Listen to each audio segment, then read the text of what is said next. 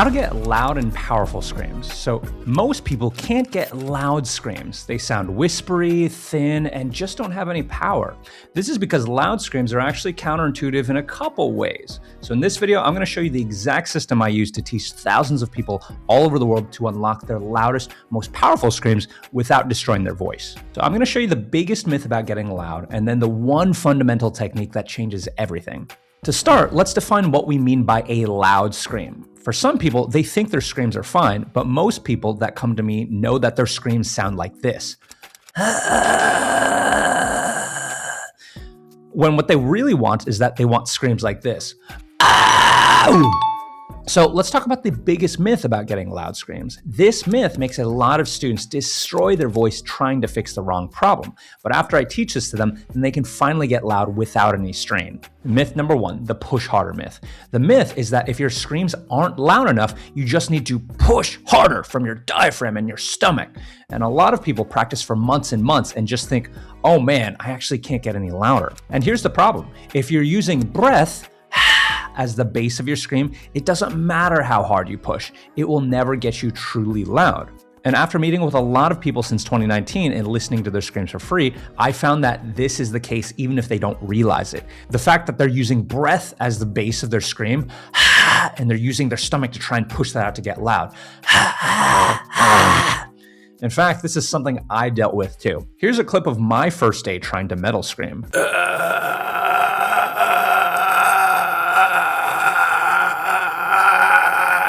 It didn't matter how hard I pushed from my stomach. It didn't matter how long I practiced. My screams stayed quiet and whispery. The root cause, breath versus voice. So let me explain what's actually happening. Breath is pretty much an exhale. It's a whispering sound. And what people don't know is that your scream can only be as loud as the bass sound that you're using.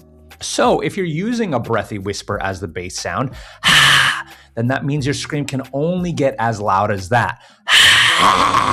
I'd recommend trying to whisper as loud as you can right now to see what I mean. Try it. Not very loud, is it? This is why people can practice for years pushing harder and harder from their stomach and never get the loudness they want. They're building a scream on top of a whisper. It's like trying to build a skyscraper on top of a foundation of sand. So the solution. Okay, so how do we fix this? The answer isn't about pushing harder, closing your throat tighter, engaging your diaphragm more, or practicing longer. Believe me, I tried those things for years and that didn't work. When I finally tried the right thing I'm about to share with you, it was the first time I did a loud and powerful scream that felt legit. Here's what we gotta do. We have to use your voice as the base of your scream, not your breath. So what does it mean to use your voice? Well, can you sing a clean note? Now that's your voice. Now try and sing it loudly. So can you see how loud you can make that? Now imagine adding distortion to that. So can you see how that would be a lot louder compared to using breath as the base of your scream? Now, a common mistake a lot of people make is that they think that they're using voice as the base of their scream, but there's actually still a little bit of air and whispering within the bass note that they're using. To show you what I mean, imagine you're imitating Michael Jackson when he's talking in this sort of, hey, how you doing? Ha, ha, ha. Now try and make that as loud as you can. Ha, ha, oh. Even though you're technically using voice because you can hear, pitch in it, the breathiness is limiting your volume. So that's why you need to make sure that if you're using voice as the base of your scream, there is zero airiness and whisperiness in it. It needs to be a clean, solid voice, like you're singing before you add any distortion. So bad, good. And so here's me adding distortion to the bad sound.